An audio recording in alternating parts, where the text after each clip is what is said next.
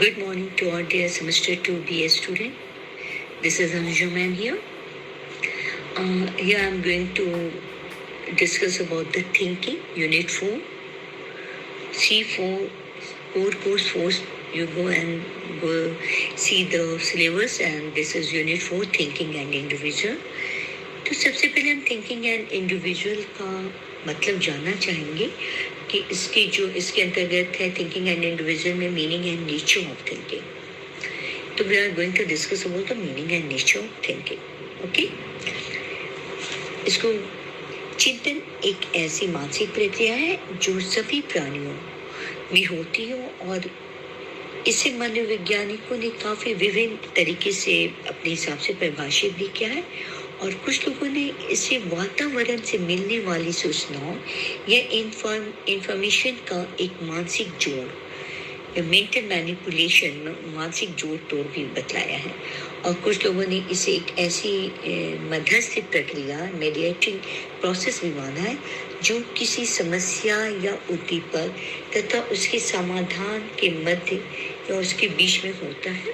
चिंतन चाहे जिस तरह का भी मानसिक प्रक्रिया क्यों न हो, इतना तो स्पष्ट है कि इसे सीधे देखा नहीं जा सकता, और इसके बारे में हम व्यवहारों के आधार पर उस परोक्ष रूप से यह जान पाते हैं कि यही कारण है कि चिंतन को एक अव्यक्त मानसिक प्रक्रिया कहा गया है. कैगन एंड हैवमैन 1976 ने चिंतन की एक सर्वश्रेष्ठ और व्यापक परिभाषा भी दी है. इनके अनुसार प्रतिमाओं यानी उसकी इमेज, प्रतिकूल कॉन्सेप्ट, सब प्रत्ययों, नियमों एवं अन्य मध्यस्थ इकाइयों की मानसिक जोड़ तोड़ को चिंतन कहा जाता है. और सिल्वरमैन 1978 ने भी चिंतन की एक संक्षिप्त परंतु सटीक परिभाषा दी है. इनके अनुसार चिंतन एक ऐसी मानसिक प्रक्रिया है जो हम लोग को उद्दीपक तथा उनकी घटनाओं के प्रतीकात्मक प्रतिनिधित्व द्वारा किसी समस्या का समाधान करने में मदद मिलती है.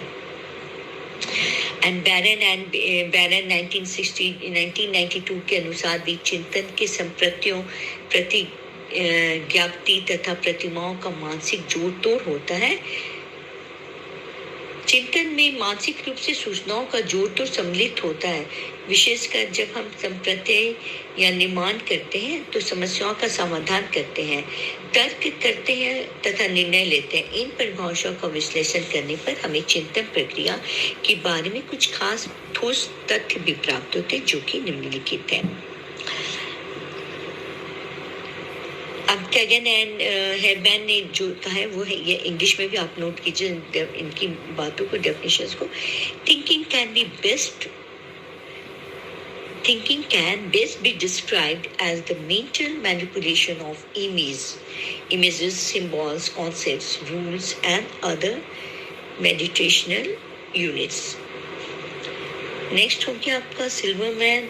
उन्होंने बताया कि thinking is a process that enables users to find solutions to problems by using symbolic representations of stimuli and event. इसी तरह से बैरन ने कहा कि thinking involves mental manipulation of concept, propositions and images. तो इन लोगों ने इस तरह से इसको परिभाषित करके अपने हिसाब से इसके विषय में कुछ चीजें बतलाई हैं, इसको डिफाइन करते हुए बतलाया है. अब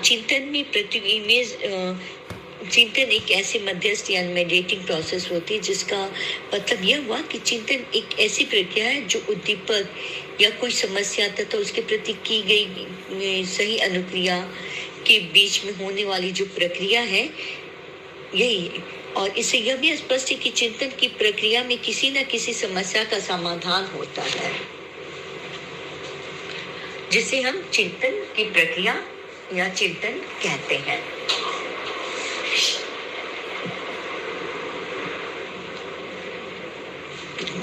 क्या कह रहे थे? हाँ, चिंतन के विषय में हम डिस्कस करें. और चिंतन की प्रक्रिया शुरुआत में उस समय होती है जब मनुष्य या पशु के सामने कोई ऐसी समस्या आती है जिसका समाधान वह करना चाहता है, तो वहीं पे हमारी चिंतन की प्रक्रिया तुरंत शुरू हो जाती है। चिंतन यानी समस्या, प्रॉब्लम से तात्पर्य एक ऐसी परिस्थिति या घटना से होती है जिसमें जीव या पशु या मनुष्य को लक्ष्य गोल पर पहुंचने का रास्ता नहीं दिखाई देता है। चिंतन में समस्या के भिन्न पहलुओं को जो समाधान के पहले अलग अलग होते एक साथ संयोजित किया जाता है। तो ये जो थिंकिंग, जैसे किसी चीज कोई टास्क मिलता है हमको, फॉर एग्जांपल हम किसी कार्य को करने चलते, तो किसी कार्य को करने के पहले हमारे अंदर चिंतन की प्रक्रिया तुरंत जागृत हो जाती है, थिंकिंग प्रोसेस मेरा शुरू हो जाता है। तो ये जिस और उस लक्ष्य की प्राप्ति तक हम जब तक हमारा वो लक्ष्य, हम जिस चीज के विषय में सोच रहे हैं उसका समाधान नहीं होता, तब तक हमारी ये थिंकिंग प्रोसेस जो यानी चिंतन की प्रक्रिया है वो कार्यरत रहती है। और चिंतन के चाहे मानव चिंतन हो या पशु चिंतन हो, चाहे किसी तरह की कोई भी चिंतन हो, जीव को अप्रकट व्यवहार यानी कवर्ड बिहेवियर करना हो या प्रकट व्यवहार यानी ओवर्ट बिहेवियर, चिंतन की प्रक्रिया के प्रयत्न तथा भूल समस्या एक ही बार के प्रयास में सुलझ जाती है। इसके लिए कुछ अभ्यास, प्रैक्टिस भी करना होता है। इसमें कुछ खास एरर्स भी होते हैं। दूसरे शब्दों में जब हम किसी समस्या का समाधान करते हैं तो मन में बहुत तरह की अनुक्रियाएं एक एक करके आती हैं और इसमें गलत अनुक्रिया को हम छोड़ते जाते हैं। जितने भी गलत जो अनुक्रिया रिस्पॉन्सेज होते हैं, मेरे रॉन्ग जो रिस्पॉन्सेज आते हैं उनको हम छोड़ते जाते हैं और एक सही अनुक्रिया को हम रिपीट करते जाते, दोहराते हैं। और किसी समस्या के समाधान में यदि गलत अनुक्रिया को छोड़ते जाना है तथा सही अनुक्रिया को दोहराते जाना है तो प्रत एवं भूल के उदाहरण होते हैं। यानी कि हम कोई कार्य करते हैं, हमें कोई टास्क मिला और हम उस चीज को करने में असमर्थ है, तो यहाँ पे हम अपनी सोच के आधार पर उस कार्य को प्रत और भूल के आधार पर उस क्रिया को हम करने की कोशिश करते हैं। तो यही हमारी चिंतन की एक ऐसी क्रिया है। चिंतन में अभिप्रेरणा, मोटिवेशन का भी विशेष महत्व होता है। सच्चाई है कि चिंतन में व्यक्ति का व्यवहार एक निश्चित उद्देश्य की ओर होता है और यही कारण है कि सभी चिंतन एक निर्देशित होते। All thinking is a goal directed. चिंतन में भाषा, लैंग्वेज का भी महत्व होता है। चिंतन करते से मन में या कभी कभी जोर से भी हम कुछ बोलते हैं, अर्थात भाषा का प्रयोग करते हैं। यही कारण है कि कुछ मनोवैज्ञानिकों ने चिंतन को एक प्रकार के आंतरिक संभाषण, इंटरनल स्पीच भी कहा है। हम किसी चीज के, आप एग्जामिनेशन देने जाते हो तो इंटरनल स्पीच, आपके अंदर जो थिंकिंग प्रोसेस होता है, आप आंसर को जब लिखते हो कॉपी पे, आप समझते हो कि आपके अंदर एक इंटरनल प्रोसेस होता है, इंटरनल थिंकिंग प्रोसेस कार्य करता है, जो कि चिंतन, भाषा, लैंग्वेज, इंटरनल स्पीच कहलाता है।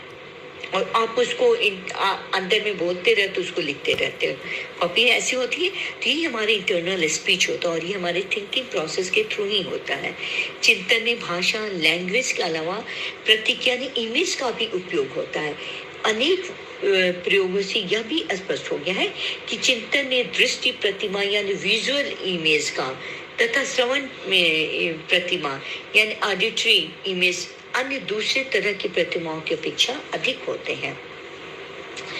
तो कुछ और मनोवैज्ञानिकों ने अपने द्वारा प्रस्तुत किए गए कुछ चिंतन के स्वरूप पर भी अधिक पहलू, अपने प्रत्येक पहलू से स्पष्ट किया है और इसके आधार पर मनोवैज्ञानिकों ने यह स्पष्ट रूप से बताया कि चिंतन एक जटिल मानसिक प्रक्रिया है जिसके सहारे प्राणी की किसी भी समस्या का समाधान हो सकता है। तो आज के लिए हमारे इतना ही क्लास हो रहा है। नेक्स्ट क्लास में इसको हम कंटिन्यू करेंगे। Okay then, thank you, take care.